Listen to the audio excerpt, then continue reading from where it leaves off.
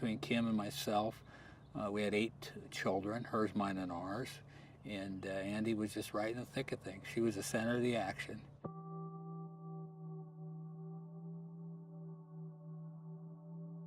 I mean, she loved people, she loved everybody, always willing to forgive. She was so trusting of people, and she looked only for the good. And a lot of times she did not see the bad in people. And in the end, that's what hurt her. The professor played upon her innocence and just played up to her. And Andy thought the guy was a good guy and that he was really serious. But she was just really enamored with him.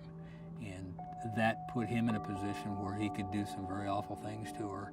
And she wasn't aware. She didn't think he could do that. He was that type of person. And it eventually ended up killing her in the end.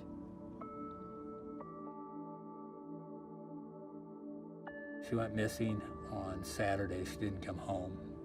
So all the kids started calling around, and we started putting a couple things together and finding out that, that potentially that she could be with her professor.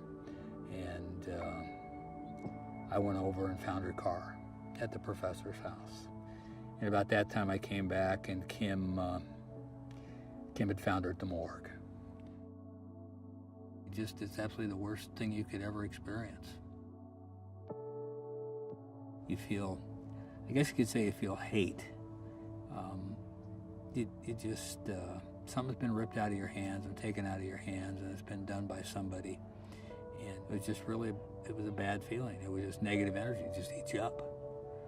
One of Kim's brothers had to go into counseling because he wanted to kill the guy. I mean, Kim wanted to kill him too.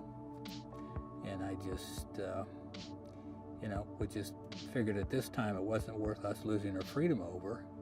And being of faith and of God and of Jesus, there's certain things in your life that you just have to turn over to them and let them take care of it. Forgiving's not like you say something like, okay, I forgive you, you're a nice guy, you're a great guy, and I want to meet you.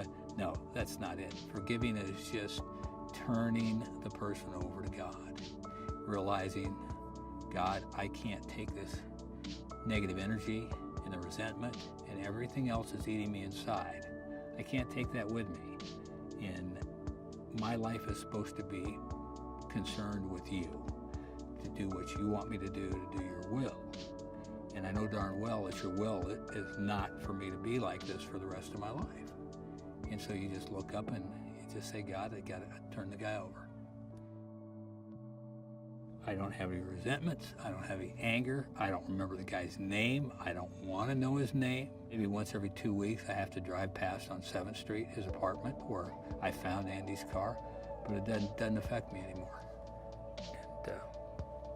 And you just turn it over and let God handle it, and you go on about your way. And all the time knowing, that Andy's in the best place you could possibly be. Andy loved coffee, and she'd go out late at night with her sisters, and they'd drink coffee, whether it's Starbucks or Dutch Brothers or one of the coffee shops. She'd go out to coffee shops, they'd listen to music, they just hung out.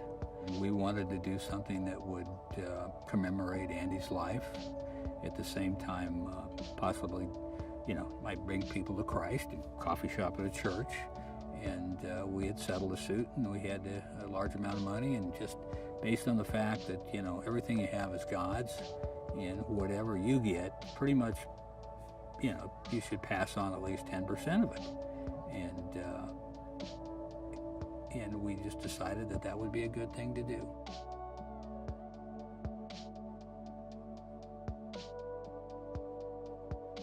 God brought us through it, and that's all I can tell you. And with that, we're doing okay.